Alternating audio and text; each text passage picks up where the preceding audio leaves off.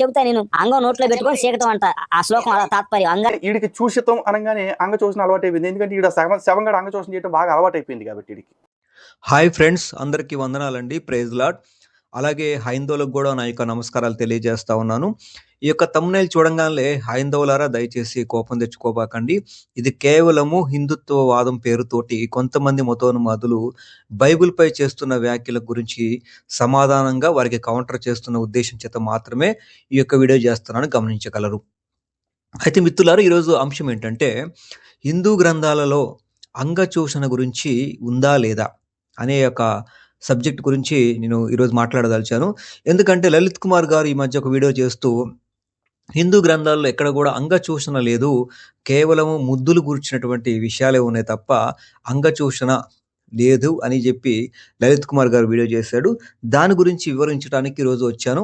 హిందూ గ్రంథాల గురించి చూపిస్తూ, హిందూ గ్రంథాల్లో ఆ విషయాల గురించి చూపిస్తూ, అలాగే గుడులపై ఉన్నటువంటి అంగచూషణ సంబంధించినటువంటి ఫోటోలు చూపిస్తూ ఈరోజు లలిత్ కుమార్కి జ్ఞానోపదేశం చేసే ప్రయత్నం చేస్తారండి. తప్పనిసరిగా మొత్తం చూడండి. అంత జుప్సాకారంగా ఉంటది. కనుక మీరందరూ కూడా దయచేసి బైబిల్ ని ఆడవాళ్ళు చదవలేరు, కనీసం మగవాళ్ళు కూడా చదవలేరు అని ప్రచారం చేసినటువంటి వాళ్ళకి బుద్ధి కలగడానికి వాళ్ళని ప్రశ్నించండి. ఈ శ్లోకం వాళ్ళు ప్రశ్నిస్తారులే కనురే, నేను మళ్ళీ చెప్తున్నాను రా బాబు, బైబిల్లో కొన్ని అసలు ఆడవాళ్ళు కాదు మగవాళ్ళు కూడా చదవలేరు. కానీ గత్యంతరం లేక మాకు తప్పదు కాబట్టి మేము చదవాల్సి వస్తుందిరా. చూశారు కదా లలిత్ కుమార్ ఏ విధంగా మాట్లాడుతూ ఉన్నాడో. బైబిల్ అనేది మొత్తం భూత గ్రంథం అని చెప్పి, అది ఆడవాళ్ళు చదవటానికి పనికిరాదని చెప్పి మాట్లాడుతూ ఉన్నారండి. కాబట్టి ఈ విధంగానే చాలామంది మతోన్మాదులు మాట్లాడుతూ ఉన్న దాన్ని బట్టి బైబిల్ గురించి జవాబు చెబుతూనే ఉన్నాం. అయితే అదే పనిగా మాట్లాడుతూ ఉన్నారు కాబట్టే హైందవులారా హిందూ గ్రంథాల్లో ఉన్నటువంటి కొన్ని విషయాలు చూపిస్తూ ఇది బూతు కాదా అని మేము ప్రశ్నిస్తాం జరుగుతూ ఉంది. కాబట్టి దాని గురించి మాత్రం ఈ యొక్క వీడియో అండి, అంతే తప్ప దయచేసి మీ మనోభావాలు దెబ్బతింటం కోసం కాదు, వీళ్ళకి బుద్ధి చెప్పడం కోసమే అనేది గుర్తుపెట్టుకోండి. చెబుతా నేను. అంగం నోట్లో పెట్టుకొని చీకటం అంట ఆ శ్లోకం అలా తాత్పర్యం. అంగాన్ని నోట్లో పెట్టుకొని నాలుగుతో చీకటం గ్రంథ అడుకో. నేను చెప్పానుగా, రికార్డింగ్ చేసుకొని మీ వాళ్ళని అడిగి ఇట్లా చెబుతున్నాడు. మరి ఆ శ్లోకం తాత్పర్యం అంగాన్ని నోట్లో పెట్టుకొని, పురుషాంగాన్ని నోట్లో పెట్టుకొని చీకటం దాని తాత్పర్యం ఏడుందో నాకు తెలుసు. ఫస్ట్ తదాభూతమేవ రాఘవశాత్ అర్ధప్రముష్టం నిర్దయం అవపీడ్య వసీధ్య ముంచేద్యాద్ ఆమ్రచూషితకం. ఇది నిజానికి దేనిలోంచి చెప్తున్నారు అనేది ఫస్ట్ వాడు తెలుసుకోవాలన్నమాట. ఇది హిందూ ధర్మశాస్త్రాల్లోను, వేదాల్లోను, ఉపనిషత్తుల్లోను, ఇతిహాసాల్లోను, పురాణాల్లోను, నీతి సూత్రాల్లోను దేనిలోనూ లేదురా. ఇది వాత్సాయన కామసూత్రాల్లో నుంచి తీసుకోబడింది.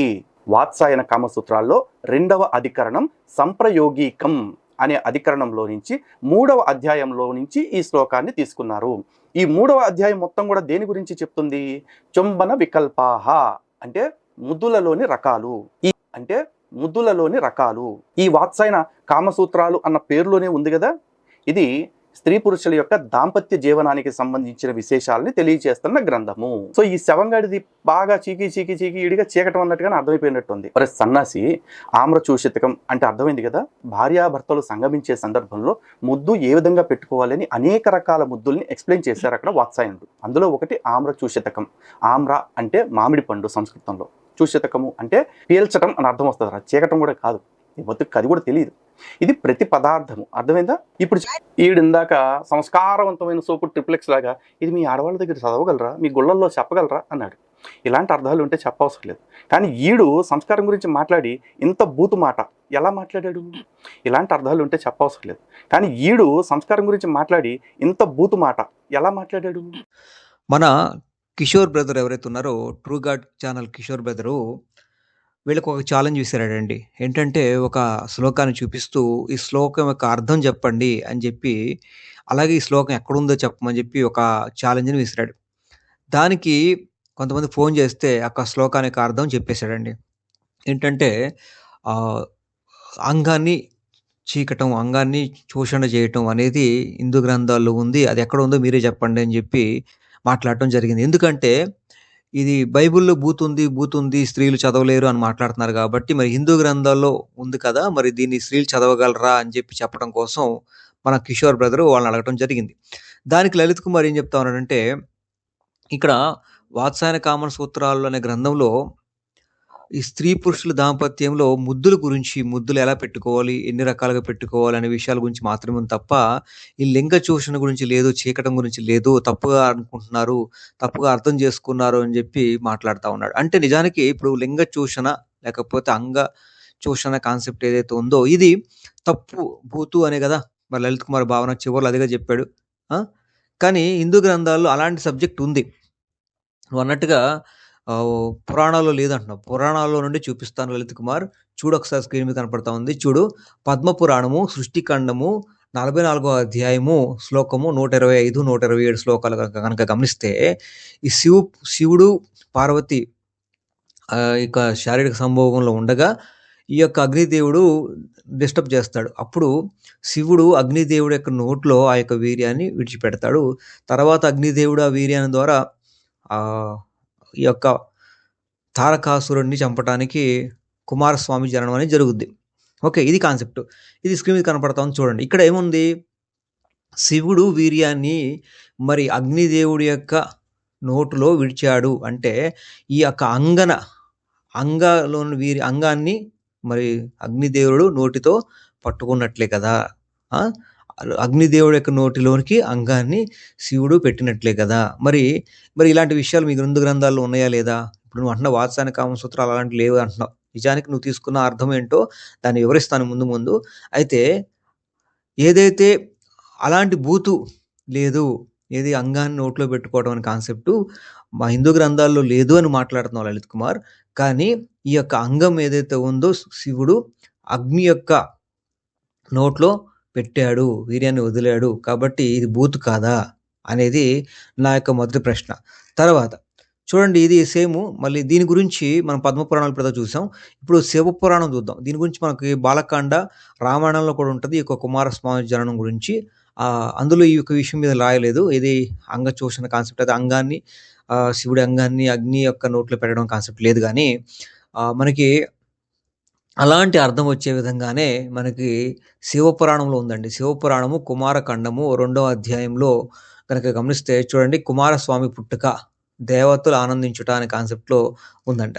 చూడండి, దాంట్లో స్క్రీన్ మీద కనపడతాం చూడండి. తర్వాత చూడండి, ఏదైతే శివుడి యొక్క వీర్యాన్ని దేవతలు, విష్ణువు సైతం దేవతలందరూ కూడా వాళ్ళ శివుని యొక్క తేజస్సుని వాళ్ళు పొందుకున్నారు కాబట్టే వాళ్ళు వమనం చేయాల్సి వచ్చింది. గూగుల్ చూడండి, వమనం అంటే వాంతు చేసుకోవటం అంటే వీర్యాన్ని వాంతు చేసుకున్నట్లుగా అర్థం వస్తుంది క్లియర్గా.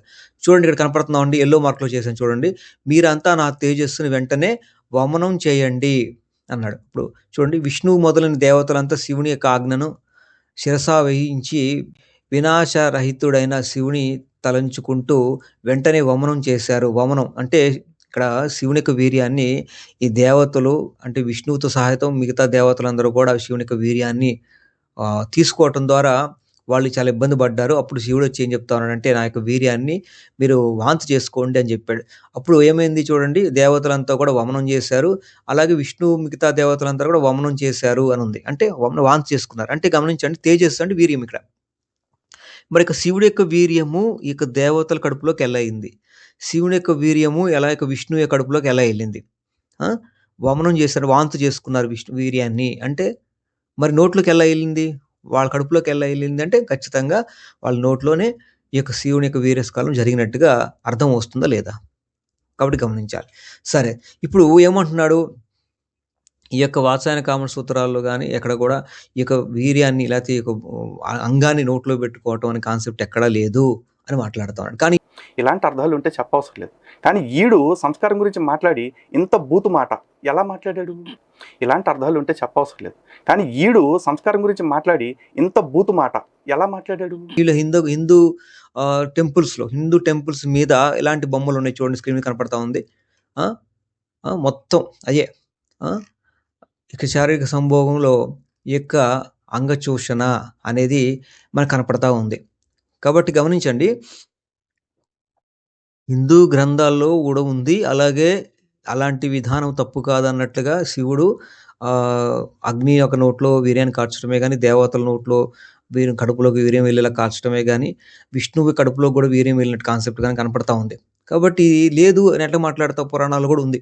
అలాగే టెంపుల్స్ మీద కూడా క్లియర్గా క్లియర్‌గా అంగ చూషణ చేయటం అనేది టెంపుల్స్ మీదకి చిక్కుకున్నట్టుగా క్లియర్‌గా కనపడతా ఉంది. మరి నువ్వొచ్చి ఇప్పుడు కొత్తగా వచ్చిన ధర్మరక్షకులు ఏం చెప్తా ఉన్నారు? అలాంటిది లేదు అని మాట్లాడుతా ఉన్నావు. ఇప్పుడు ఇలాంటి వీళ్ళకి ఖచ్చితంగా బూతులాగా అనిపిస్తాయమ్మా. ఎందుకంటే వీళ్ళు నమ్ముకుంటున్న సగం శవంగాడు ఉన్నాడు కదా, వాడికి పెళ్లి లేదు, వాడు నిండేస్పరాండము, కాబట్టి వాడికి దీంతో పని లేదు. కాబట్టి వాళ్ళందరూ ఏం చేశారు, మా గోచిగాడికి పెళ్లి అవ్వలేదు కాబట్టి, మా గోచిగాడు మ్యాటర్ చేయలేదు కాబట్టి, భూమి మీద ఉన్న మనుషులు ఎవరు మ్యాటర్ చేసినా అది పరం పాపం అని వీళ్ళు ఫిక్స్ అయిపోయారు కాబట్టి అది వీడికి తప్పులా కనపడింది. ఇది శారీరక సంభోగము పాపమని బైబిల్ చెప్పట్లా లలిత్ కుమార్. యేసుక్రీస్తు స్వయంగా పెళ్లి కార్యక్రమానికి అటెండ్ అయ్యాడు. అలాగే వివాహం అన్ని విషయంలో ఘనమైందని బైబిల్ చెప్తా ఉంది. అలాగే ఆదికాండంలో స్త్రీ పురుషులు వాళ్ళు ఏకం అవ్వాలి, ఫలించి అభివృద్ధి చెందాలి అని కూడా బైబిల్ చెప్తా ఉంది. వాళ్ళ భార్యాభర్త సంబంధాన్ని బైబిల్ స్పష్టంగా క్లియర్‌గా చెప్తుంది. కాబట్టి శారీరక సంభోగం పాపం కాదు. మేము దాన్ని పాపం అని అంటలేదు. మేము అనేది ఏంటంటే ఈ యొక్క లింగ చూషణ అనేదైతే ఉందో అది బూతుగా కనిపించట్లేదా మీకు అనేది మాకు క్వెషను. అది.